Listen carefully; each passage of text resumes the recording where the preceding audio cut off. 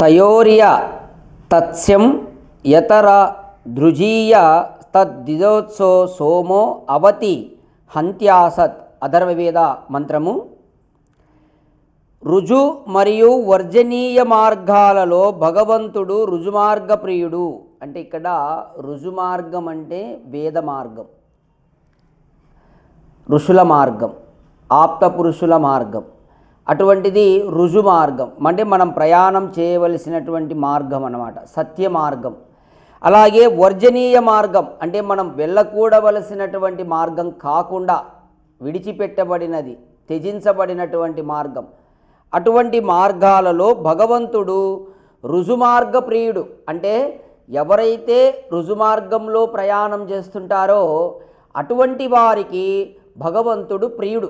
రుజుమార్గాన్నే ప్రియుడు భగవంతుడు, వర్జనీయ మార్గానికి ప్రియుడు కాదు. ఆ మార్గగామిని రక్షిస్తాడు. ఎవరిని? రుజుమార్గంలో ప్రయాణం చేసేటటువంటి వారిని భగవంతుడు రక్షిస్తాడు. మిథ్యా మార్గంలో ప్రయాణం చేసేటటువంటి వారిని నాశనం చేస్తాడు. అథర్వవేదం చెప్తుంది. అంటే మనము ఏదైతే భగవంతునికి విరుద్ధమైనటువంటి మార్గం అంటే వేద విరుద్ధమైన మార్గం, మిథ్యా మార్గంలో ఎవరైనా పోతూ ఉంటే అటువంటి వారిని పరమాత్మ రక్షించడు, నాశనం చేస్తాడు. ఎందుకంటే భగవంతుడు సత్యస్వరూపుడు కాబట్టి సత్యమునే ప్రియంగా చేస్తాడు, అంతేగాని అసత్యాన్ని ప్రియం చేయడు.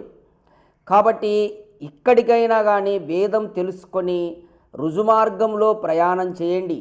మీరు మిథ్యా మార్గంలో అంటే భ్రాంతి అయినటువంటి మార్గంలో ప్రయాణం చేస్తే భగవంతుని రక్షణ ఉండదు.